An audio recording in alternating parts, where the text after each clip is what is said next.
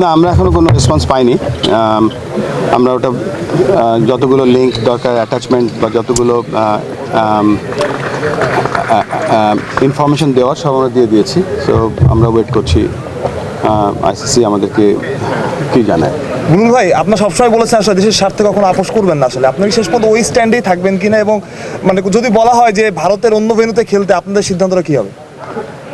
ভারতের অন্য ভেন্যু তো ভারতই। শিয়া বাটার ও ভিটামিন ই সমৃদ্ধ লিলি বিউটি সোপ, তারুণ্যময় উজ্জ্বল ত্বকের জন্য। রিমার্ক তো কোনো কথা নেই, তবে আমাদের যেহেতু আপনারা জানেন যে আমরা এই বিশ্বকাপের ব্যাপারে একক সিদ্ধান্ত নিচ্ছি না। আমরা গভর্নমেন্টের সাথে আমরা আলোচনা করে সিদ্ধান্ত নেব, এবং যেখানে আমরা দাঁড়িয়েছিলাম এখন সেখানেই আছি।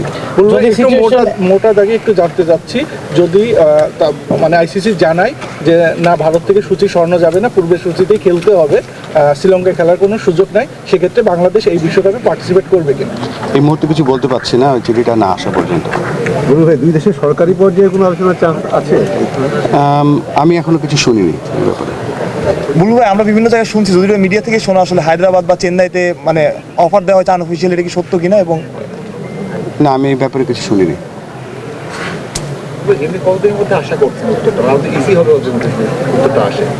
মানে সহজ অঙ্ক হিসেব করলে আজকে কালকে তো দুবাই বন্ধ, তো হয়তো সোম মঙ্গলবারের দিকে হয়তো, আমি জানি না তাদের উপর।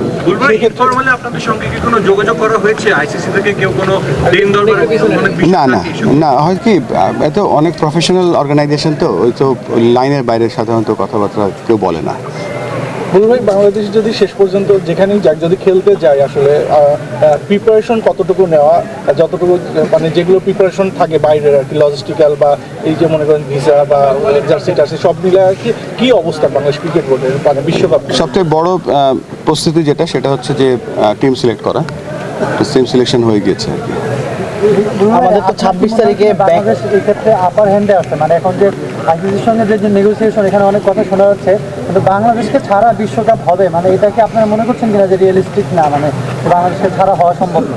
কারণ বাংলাদেশ একটা বিরাট রেভিনিউ জেনারেট করে সব দিক থেকে, মানে আপনার কি মনে হয়? আমি বিশ্বাস করি বাংলাদেশ ওয়ার্ল্ড ক্রিকেটে একটা বড় দল, একটা ফুল মেম্বার, এবং এটা কিন্তু গত 25 বছর ধরে, বিশেষ করে বাংলাদেশ গত 10 বছর ধরে যেভাবে আপনি দেখেন, আমরা চ্যাম্পিয়ন্স ট্রফিতে সেমিফাইনাল খেলেছি, আমরা 2015 বিশ্বকাপে 50 ওভার বিশ্বকাপে আমরা কোয়ার্টার ফাইনাল খেলেছি, 2019-এ যে ইংল্যান্ডে বিশ্বকাপ হয়েছে সেখানে আমরা ট্রিমেন্ডাস ক্রিকেট খেলেছি। সো সব কিছু মিলে বাংলাদেশ অবশ্যই একটা বড় দল, এবং আমরা বাংলাদেশকে ভাবি যে বিশ্বের অন্যতম একটা সেরা দল, এবং এই টি-20 বিশ্বকাপে যেহেতু এটা সাবকন্টিনেন্টে হচ্ছে, সেটা আমাদের জন্য একটা বড় অ্যাডভান্টেজ।